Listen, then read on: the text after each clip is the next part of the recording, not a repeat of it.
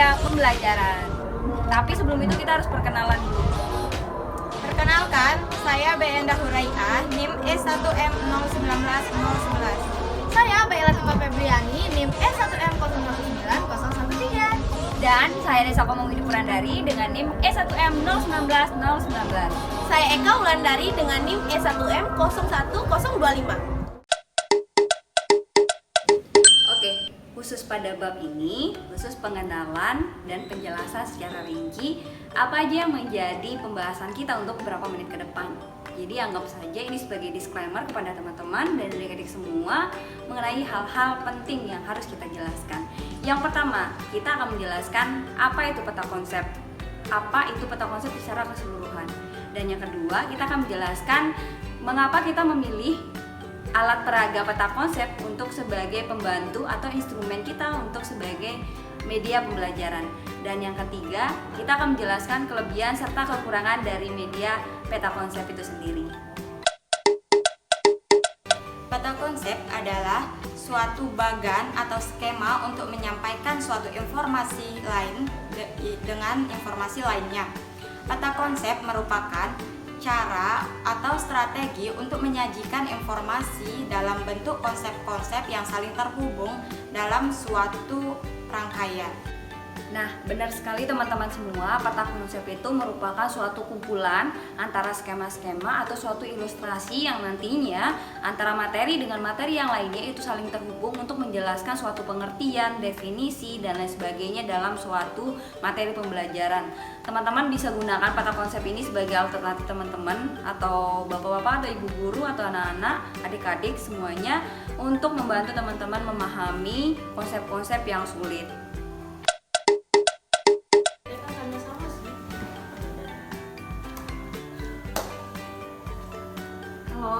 Jadi ini sesi untuk sebagai alasan kita semua dan pertanggungjawaban kenapa kita milih peta konsep menjadi instrumen atau alat media pembelajaran kita. Oke, langsung aja. Apa alasan kalian milih peta konsep sebagai alat atau instrumen pembelajaran? Kalau menurut saya, karena kimia itu kompleks, khususnya dalam struktur atom, jadi menurut saya agak lebih mudah.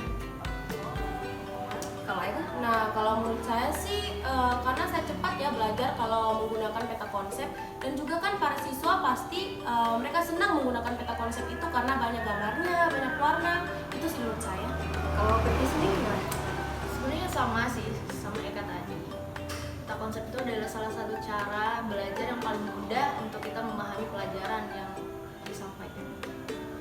Kalau dari aku sendiri, setelah dibaca-baca pastinya dengan beberapa kajian literatur, karena memang peta konsep itu memberikan gambaran-gambaran umum, jelas kan kalau ada bagan semuanya jadi lebih simpel, benar kata teman-teman tadi, semuanya jadi lebih simpel dan lebih menarik perhatian siswa juga jadi lebih paham dan sangat gampang untuk ditiru oleh siswa, jadi mereka bisa bagankan semua rangka pemikiran mereka gitu. Dan satu hal yang penting, mereka juga bisa cepat banget tiru kalau yang berkaitan dengan gambar-gambar. Intinya paling mudah ya. Baik, di sini saya akan menjelaskan bagian ketiga, yaitu keunggulan peta konsep. Nah, keunggulan dari peta konsep itu sendiri dapat mengembangkan proses pembelajaran siswa yang bermakna, yang membuat para siswa itu cepat memahami dan mampu membuat para siswa itu daya ingatnya itu terserap dengan cepat, dan juga dapat membuat para siswa lebih kreatif dan aktif dalam proses pembelajaran itu sendiri. Untuk kekurangannya, yang pertama itu sulitnya menemukan konsep-konsep yang akan disampaikan dalam pelajaran tersebut. Dan yang kedua itu sulitnya menentukan kata-kata dalam menyampaikan konsep yang satu dengan konsep yang lainnya. Nah, menurut saya pada proses pembuatan peta konsep ini membutuhkan waktu yang lebih lama karena kita mempersiapkan terlebih dahulu alat dan juga bahan untuk pembuatan peta konsep dan juga alat peraga, yaitu atau board. Nah, benar sekali ya teman-teman dan adik-adik, alat peraga itu dibuat dengan cukup lama. Tapi kalian nggak perlu khawatir karena kalian bisa mempersiapkan itu dari jauh-jauh hari, atau kalian bisa menggunakan konsep berbasis Android agar bisa dipakai berkali-kali seperti itu. Oke, sudah ke sesi terakhir dan yang pastinya teman-teman juga pasti udah sadar kalau ini menjadi sesi terakhir. Tapi kita akan menjelaskan dan menampilkan atau menyajikan praktik cara kita menjelaskan peta konsep yang kita buat. Jadi nanti alat peraganya kita tunjukkan ke teman-teman dalam satu video juga. Teman-teman bisa simak dengan baik-baik dan dipelajari dengan baik-baik. Benar sekali ya. Stay tune ya guys. Hai, baik teman-teman semuanya, inilah desain peta konsep yang kami susun. Mula-mula kami akan menjelaskan materi tentang struktur atom. Sebelum masuk ke pembahasan, kita akan membahas perkembangan teori atom terlebih dahulu ya. Tentunya sesuatu hal yang diciptakan, ada yang menciptakan, dan sesuatu hal yang diciptakan pastinya akan terus berkembang. Atom sendiri dikembangkan oleh beberapa tokoh yang dijuluki sebagai Bapak Atom. Teori-teorinya antara lain adalah teori atom Dalton, teori atom Thomson, teori atom Rutherford, dan yang terakhir yaitu teori atom Bohr. Dan untuk penjelasan masing-masing atom, kami sudah membuat semenarik mungkin. Mulai dari definisi singkat teori atom Dalton, Thomson, Rutherford, dan sampai dengan penjelasan teori atom Bohr.